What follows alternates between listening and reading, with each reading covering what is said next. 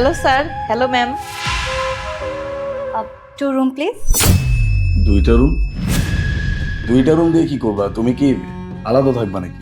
আরে না, আলাদা কেন থাকতে যাব? আরেকটা রুমে তো আমাদের ড্রাইভার ভাইয়া থাকবে। ড্রাইভারের জন্য আলাদা করে রুম নিব? আমি কি কোনো অবৈধ ইনকাম করি অথই যে একটা র্যান্ডম লোকের জন্য এখন আমার রুম ভাড়া নিতে হবে? তোমার কাছে যদি এখন বেশি টাকা থাকে তাহলে আমাকে দিয়ে দাও।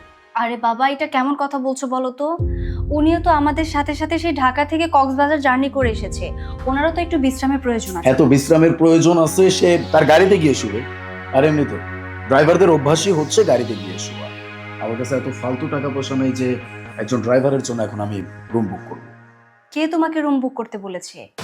আমি করব ওনার পে। আচ্ছা, আমাকে একটা কথা বলো তো, তুমি এই ড্রাইভারের জন্য এখন অতিরিক্ত ভালোবাসা উদারতা দেখাচ্ছ? হ্যাঁ দেখাচ্ছি।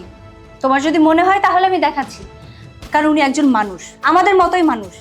তুমি আমাকে একটা কথা বলো তো, তুমি আমি যদি সেই ঢাকা থেকে কক্সবাজার এত জার্নি করে এখানে আসতে পারি, তাহলে উনিও তো চালিয়ে চালিয়ে জার্নি করে এসেছে। আমাদের মতো কি ওনার কষ্ট হয়নি? তাহলে ওনারও তো বিশ্রামের প্রয়োজন আছে। বিশ্রামের প্রয়োজন আছে তো করুক, নিজের টাকায় বিশ্রাম করুক। আমাদের টাকায় কেন তাকে বিশ্রাম করাইতে হবে? আর তার থেকেও বড় কথা, ওনার সাথে আমাদের পরিচয় কত দিনের? এই তো